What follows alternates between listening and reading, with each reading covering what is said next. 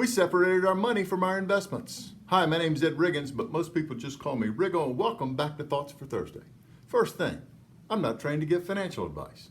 I'm a CCIM, which means I'm a real estate math nerd. I'm an SIOR, which means I have a history of high production and have been trained in ethics.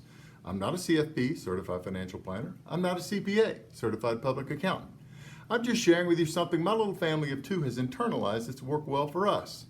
We'd be wealthier now if we'd been thinking this way back in 08, 09 before we sold some of our investments for cash and lost the opportunity to grow our wealth. My wife and I are both in our early 60s. We both started working for money and paying taxes at the age of 14. She's super smart, got an elite education, subsidized by hard work and scholarships. I'm average at best, got a state school education. I made it for my lack of intellect with hard work and blinding overconfidence. Several years ago, I heard the legendary investor Warren Buffett in an interview say something that really struck me. He said, cash is always a bad investment. He went on to say, you always want to be sure you have enough cash, but he pointed out that, quote, I would much rather have good businesses than cash, close quote. He's pointing out that cash is really not an investment, it's a storage tank, right? It's money on the sidelines. Buffett's comments reminded me of something I think most of us know, but we forget when we get nervous. Money, investments, and home equity are all wealth, but they behave differently and they serve different purposes. Money is for short-term stability. This is cash on hand and in places like checking accounts. According to the 2020 Capgemini World Wealth Report, people with over $1 million in investable wealth hold about a quarter of that wealth in cash.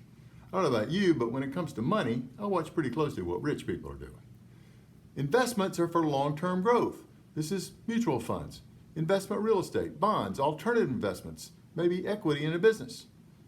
Home equity is for rent avoidance. This is basically so you don't have to move back into your mama's house. But the real estate you own is an asset that eats, not an asset that feeds, because you still have to pay taxes and utilities on that property.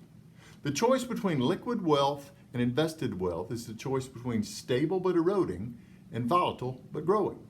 If you turn equity into cash to avoid a downturn and try to time the market, you haven't avoided risk, you've just decided to take a different kind of risk. Wealth is about math, and math is like gravity. It doesn't give a damn about your feelings.